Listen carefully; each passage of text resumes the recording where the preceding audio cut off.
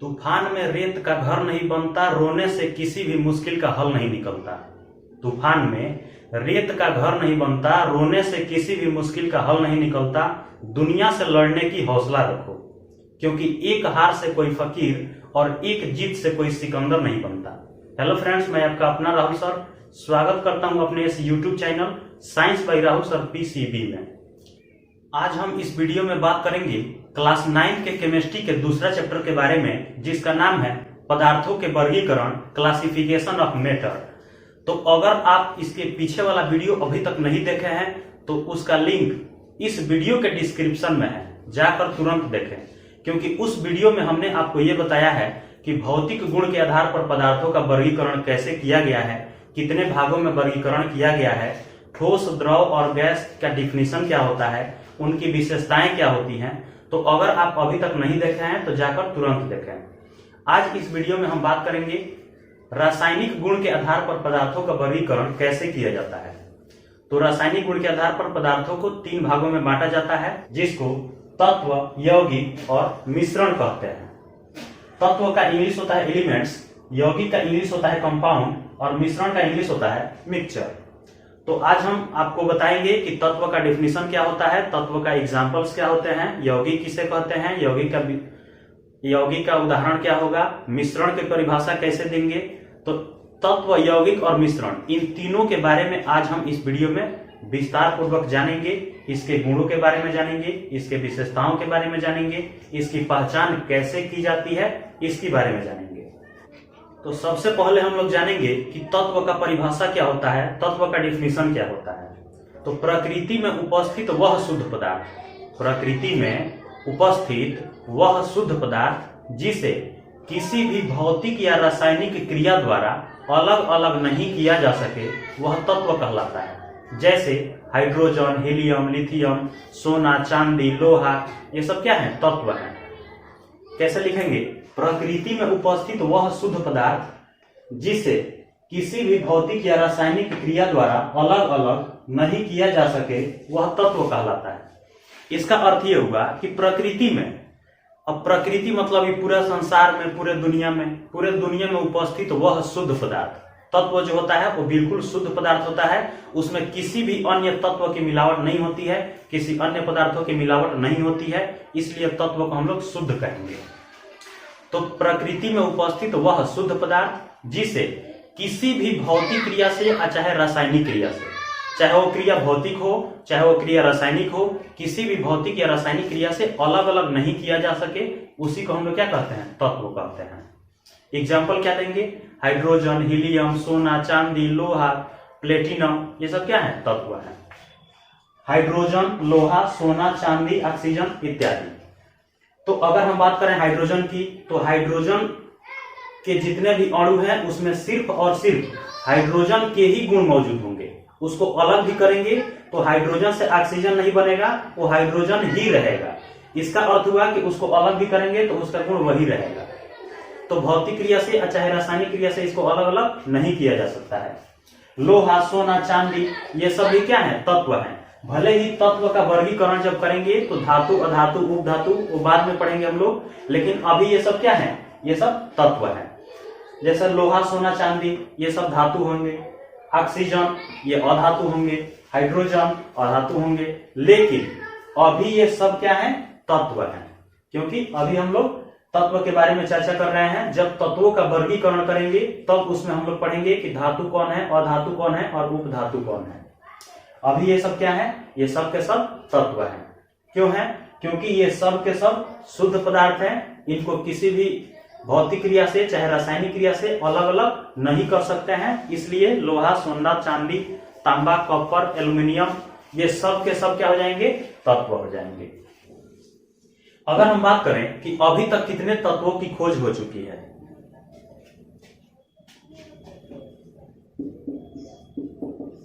Note, अब तक 118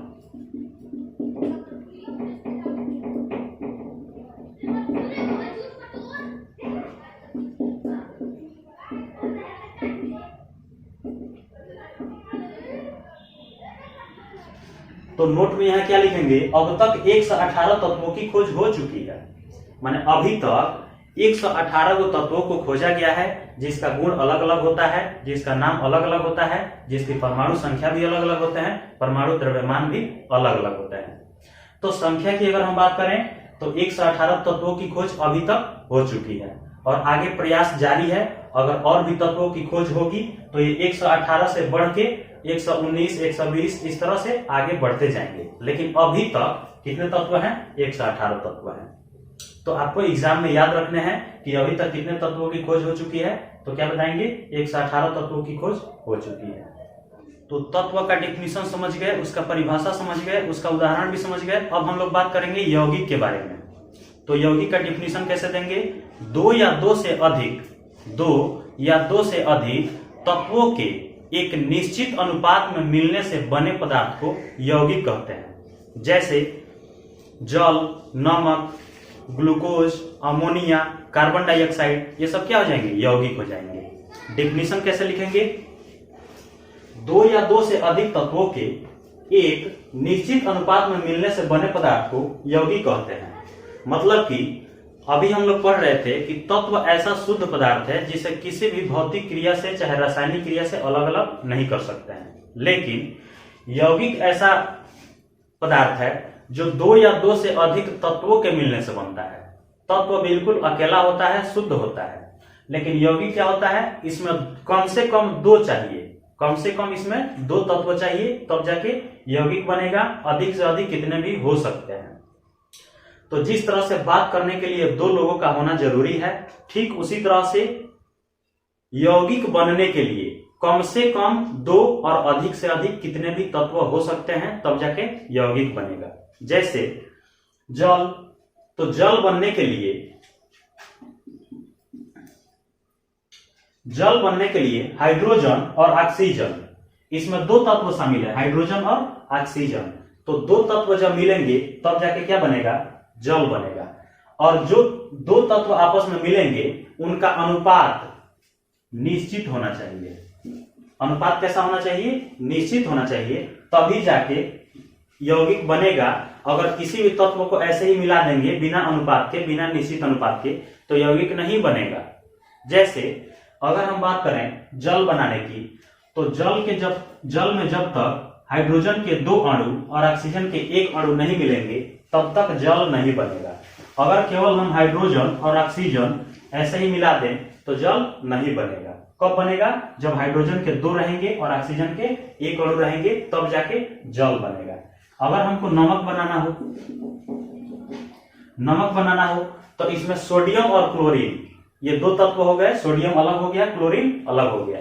तो इन दोनों तत्वों को आपस में जब मिलाएंगे तब जाके क्या बनेगा? नमक बनेगा। और इसका अनुपात भी क्या होना चाहिए? निश्चित होना चाहिए, तभी नमक बनेगा। जैसे अगर हम बात करें चीनी की,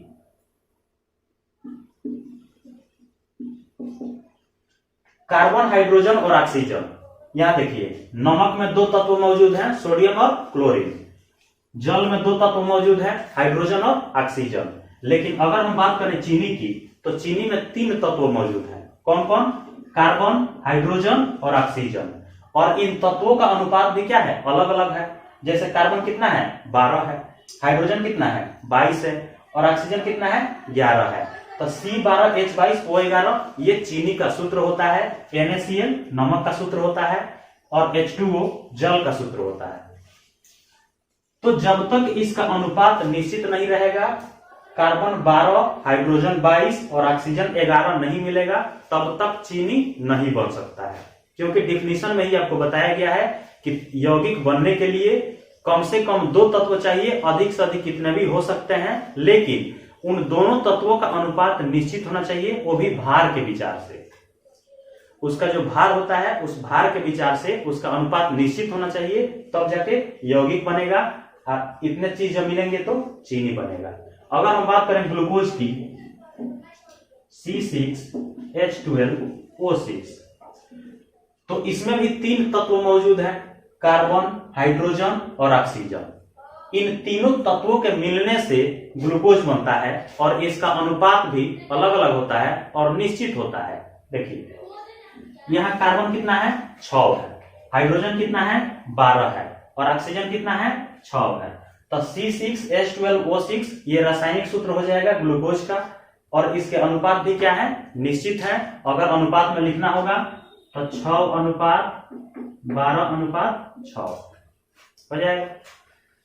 तो यौगिक जब भी बनेगा तो कम से कम 2 तत्व चाहिए, अधिक से अधिक कितने भी हो सकते हैं। तो यौगिक समझ गए, यौगिक का डिफिनीशन समझ गए, उसका उदाहरण भी समझ गए। अब हम लोग बात करेंगे मिश्रण के बारे में, मिक्सचर क्या होता है। तो मिश्रण का डिफिनीशन कैसे देंगे, 2 या 2 से अधिक पदार्थों के अनिश्चित अनुपात में, निश्चित नहीं अनिश्चित, तो 2 या 2 से अधिक पदार्थों के अनिश्चित अनुपात में मिलने से बने पदार्थ को मिश्रण कहते हैं। इसके अवयवों को हम भौतिक क्रिया से चाहे रासायनिक क्रिया से अलग अलग कर सकते हैं। जैसे धान और चावल का मिश्रण, वायु का मिश्रण, वायु भी क्या है मिश्रण है, धान और भूसा का मिश्रण, शरबत, ये सब क्या हो जाएंगे मिश्रण हो जाएंगे, क्योंकि अलग अलग पदार्थ इसमें आपस में शामिल हैं, अलग अलग पदार्थ मिले हुए हैं तब जाके मिश्रण बना है और उसका अनुपात भी अनिश्चित है, निश्चित नहीं है अनिश्चित है। लेकिन यौगिक बनने के लिए क्या चाहिए निश्चित अनुपात चाहिए। कैसे लिखेंगे, 2 या 2 से अधिक पदार्थों के अनिश्चित अनुपात में मिलने से बने पदार्थ को मिश्रण कहते हैं। जैसे वायु, शरबत, चावल और कंकड़ का मिश्रण इत्यादि। तो अभी हम लोग पढ़ रहे थे कि यौगिक बनने के लिए कम से कम 2 तत्व चाहिए और उसका अनुपात निश्चित होना चाहिए। लेकिन मिश्रण बनने के लिए जरूरी नहीं है कि तत्व ही चाहिए, कोई भी 2 पदार्थ अगर मिले तो उससे मिश्रण बन सकता है और उसका अनुपात निश्चित नहीं अनिश्चित होता है। क्यों होता है, क्योंकि जरूरी नहीं है कि मिश्रण बनाने के लिए आप समान मात्रा में ही सब चीजों को मिलाएं। जैसे वायु, तो वायु एक मिश्रण है। वायु मिश्रण इसलिए है क्योंकि वायु में अनेकों प्रकार के गैसें मिले हुए हैं और उसका अनुपात भी अनिश्चित होता है। कैसे, अगर हम बात करें ऑक्सीजन की,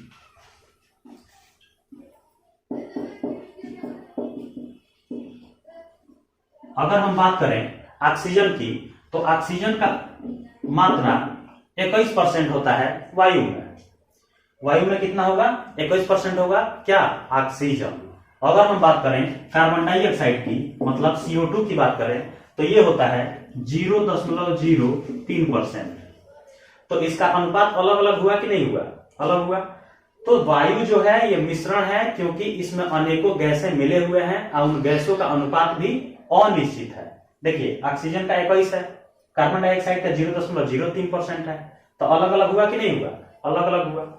अगर हम बात करें शरबत की, तो जरूरी नहीं है कि 1 लीटर पानी में 50 ग्राम चीनी ही आप डालेंगे, उसमें 100 ग्राम चीनी डाल सकते हैं, 150 ग्राम डाल सकते हैं, 10 लीटर पानी में 1 किलो चीनी डाल सकते हैं। तो इसमें फिक्स नहीं होता है, निश्चित नहीं होता है, अनिश्चित होता है। देखिए यहाँ पे क्या लिखे हैं, अनिश्चित अनुपात। अनिश्चित अनुपात में मिलने से जो पदार्थ बनता है उसी को हम लोग क्या कहते हैं मिश्रण कहते हैं। और जिस तरह से यौगिक बनने के लिए 2 तत्व चाहिए, ठीक उसी तरह से मिश्रण बनने के लिए कम से कम 2 पदार्थ चाहिए। 2 से अधिक भी हो सकते हैं लेकिन कम से कम कितना चाहिए 2 चाहिए। जिस तरह से बात करने के लिए 2 लोग चाहिए, एक कहने वाला और दूसरा सुनने वाला, ठीक उसी तरह से मिश्रण भी बनने के लिए कितना पदार्थ चाहिए 2 पदार्थ चाहिए, उसका अनुपात अनिश्चित हो सकता है। अब हम बात करें कि मिश्रण के जो भी अवयव हैं इसको हम लोग भौतिक क्रिया से चाहे रासायनिक क्रिया से अलग अलग आराम से कर सकते हैं। इसके जो भी अवयव हैं उसको अलग अलग कर सकते हैं। जैसे अगर हम बात करें शरबत की, तो शरबत कैसे बनता है, पानी के अंदर चीनी को घुला दिया जाता है जिससे शरबत बनता है। तो आप लोग बतासा का नाम सुने होंगे, बतासा खाए भी होंगे। बतासा इसी विधि से बनता है, पानी के अंदर चीनी को घोल दिया जाता है और फिर धीरे धीरे उसका वाष्पीकरण करके उसमें से जो भी पानी है उसको वाष्पित कर दिया जाता है और चीनी जो लास्ट में बचता है उसको अलग अलग आकार में बतासा बना दिया जाता है। तो शरबत क्या हो जाएगा, मिश्रण हो जाएगा, क्योंकि चीनी, पानी, नींबू, उसमें अनेकों चीज मिलाई जाती है, अनुपात भी अनिश्चित होता है। चावल और कंकड़ का मिश्रण, तो चावल के अंदर छोटे छोटे जो कण होते हैं, छोटे छोटे पत्थर के टुकड़े हो जाते हैं, तो क्या हो जाएगा, कंकड़ हो जाएगा। तो कंकड़ एक पदार्थ हो गया और एक चावल पदार्थ हो गया, तो 2 पदार्थ हो गए और इसका अनुपात भी क्या होता है, अनिश्चित होता है। धान और भूसा का मिश्रण, चावल और भूसे का मिश्रण हो सकता है। आटा और चोकर का मिश्रण हो सकता है। तो जितने भी दो या दो से अधिक पदार्थ जब मिलेंगे और उससे जो पदार्थ नया बनेगा उसी को हम लोग क्या कहेंगे, मिश्रण कहेंगे। और इसके जो भी अवयव हैं उसको अलग अलग आराम से किया जा सकता है। जैसे शरबत से पानी को अलग किया जा सकता है, चीनी को अलग किया जा सकता है। वायु में जितने भी गैस हैं, hydrogen, oxygen, nitrogen, carbon dioxide, इसको भी हम लोग अलग अलग कर सकते हैं। तो इसलिए वायु, शरबत, चावल और कंकड़ का मिश्रण, ये सब क्या हो जाएंगे, मिश्रण के उदाहरण हो जाएंगे। यौगिक और मिश्रण में बस यही अंतर है कि यौगिक तत्वों के मिलने से बनता है, यौगिक जो है ये तत्वों के मिलने से बनता है, लेकिन मिश्रण जो है ये किसी भी पदार्थ के मिलने से बनता है, यही अंतर है। दूसरा अंतर है कि जितने भी यौगिक होते हैं उसका अनुपात निश्चित होता है, लेकिन जितने भी मिश्रण होते हैं उसका अनुपात अनिश्चित होता है। तो ये दूसरा अंतर हो गया। तीसरा अंतर यह हो सकता है कि भौतिक क्रिया से चाहे रासायनिक क्रिया से, दोनों क्रियाओं से मिश्रण के अवयव को अलग अलग किया जा सकता है, लेकिन जितने भी यौगिक होते हैं उनको भौतिक क्रिया से अलग अलग नहीं कर सकते हैं। उसके लिए रासायनिक क्रिया कराना पड़ेगा, तब जाके वो अलग होंगे, भौतिक क्रिया से नहीं होंगे। तो आशा करता हूं कि रासायनिक गुण के आधार पर पदार्थों का वर्गीकरण, तत्व, यौगिक और मिश्रण, इन तीनों के परिभाषा, इसकी उदाहरण आपको बढ़िया से समझ में आया होगा। तत्व, यौगिक और मिश्रण की विशेषताएं, उसके गुण किसी नेक्स्ट वीडियो में बता देंगे। अगर आपके मन में कोई प्रश्न है तो कमेंट सेक्शन में पूछ सकते हैं। तब तक के लिए जय हिंद।